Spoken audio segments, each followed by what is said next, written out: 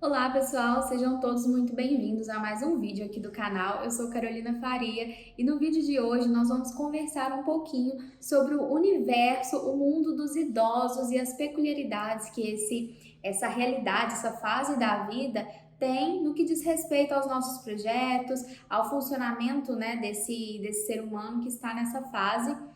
da terceira idade, né, da fase idosa realmente. Então vamos lá para a gente recapitular um pouquinho, né, entender as consequências, né, as características que essa fase da vida vai nos trazer enquanto seres humanos. Vamos recapitular um pouquinho sobre o funcionamento básico, né, do nosso organismo, do funcionamento do nosso corpo enquanto seres humanos, para depois a gente chegar no que se altera quanto a isso quando nós estamos na fase idosa. E aí a gente poder apontar as determinantes de um projeto nesse sentido, né? Um projeto para um idoso. Então, certamente você vai se lembrar que em alguns momentos nós já falamos aqui sobre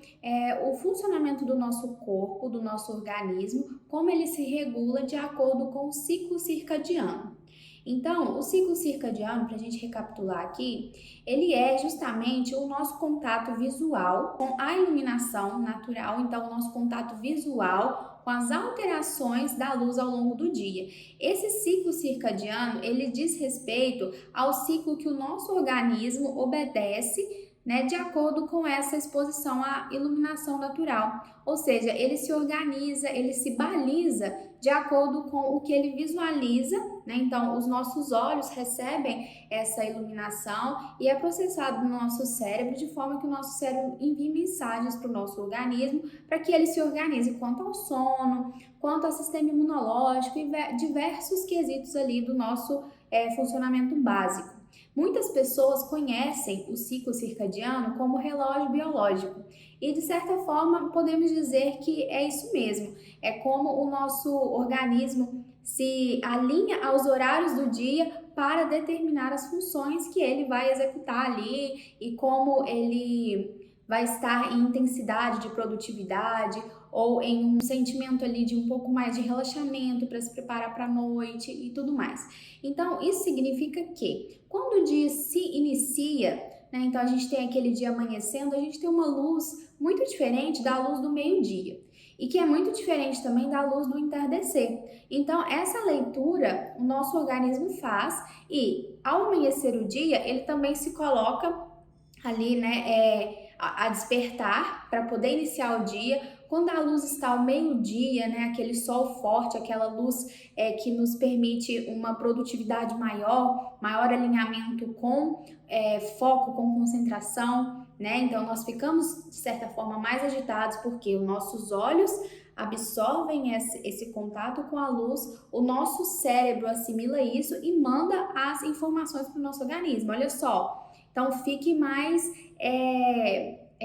ativo, né, para produzir, para fazer as coisas, porque o nosso organismo, ao longo da evolução, ele viu que a necessidade era essa, ou seja, durante o dia eu preciso caçar, né, se a gente pensar nas nossas origens, a gente precisa caçar, a gente precisa se defender, mas chega um momento em que nós precisamos descansar, nós precisamos nos preparar para começar isso tudo no outro dia, e não é diferente com nós hoje em dia, né, com a gente hoje em dia. Então a gente também precisa descansar, se recuperar para no dia seguinte começar a trabalhar e fazer tudo o que a gente precisa fazer, certo? Então, quando a gente fala do ciclo circadiano, um ponto muito importante aqui é nós entendermos que o contato visual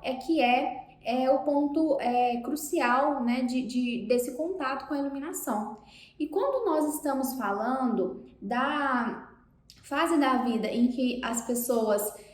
têm maior dificuldade, né, com a questão visual, que é a fase do idoso, né, na terceira idade da fase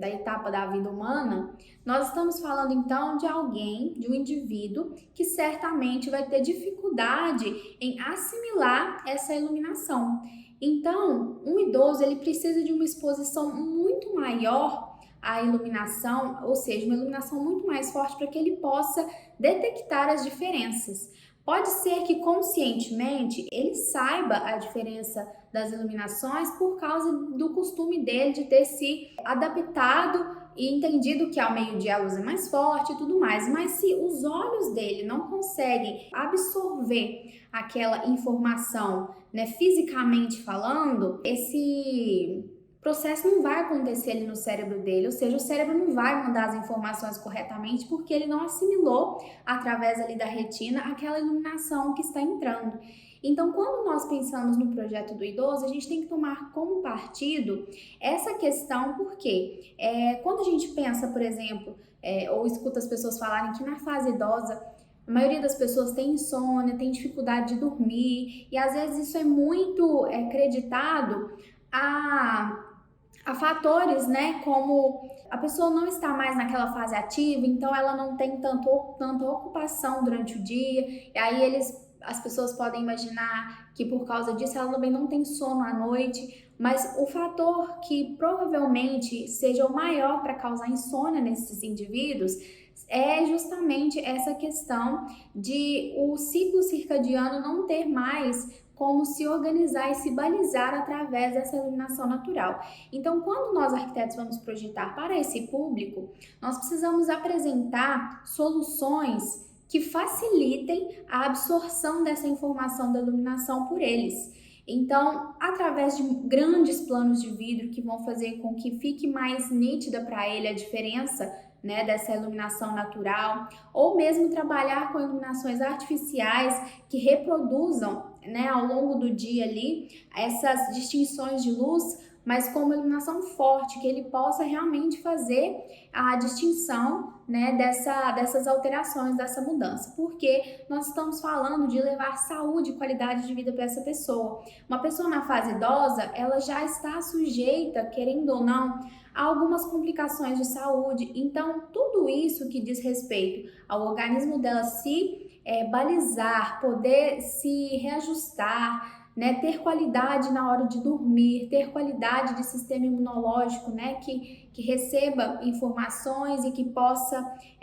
se acertar ali, né, tudo isso é uma contribuição muito grande para o universo ali do idoso. Então, quando a gente fala de sistema imunológico, da qualidade do sono para o sistema imunológico funcionar direitinho, nós estamos falando de uma pessoa que ela está um pouco mais propensa a ter defesas contra determinados problemas de saúde, determinadas doenças que, pela fase em que ela se encontra, ela estaria mais sujeita de qualquer forma. Então, olha só que bonito que nós podemos levar um pouco mais de saúde para esse público, um pouco mais de qualidade de sono, porque é uma queixa muito grande dos idosos, né? Essa falta de sono, acordar às vezes no meio da noite, não conseguir dormir mais. Então, isso é muito bonito. E além de tudo, o que diz respeito ao ciclo circadiano, nós temos outras questões que nós podemos abordar depois em outros vídeos sobre ergonomia, sobre layout dos ambientes, né?